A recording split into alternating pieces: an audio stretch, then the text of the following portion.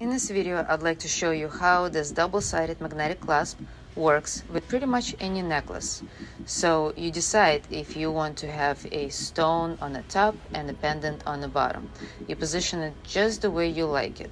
Then what you do is you grab the clasp and you use the lobster clasp to attach it between the beads.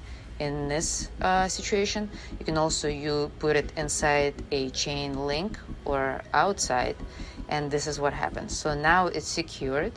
Now if you want to change the position, you just take it off, and it's easier to take the whole thing off.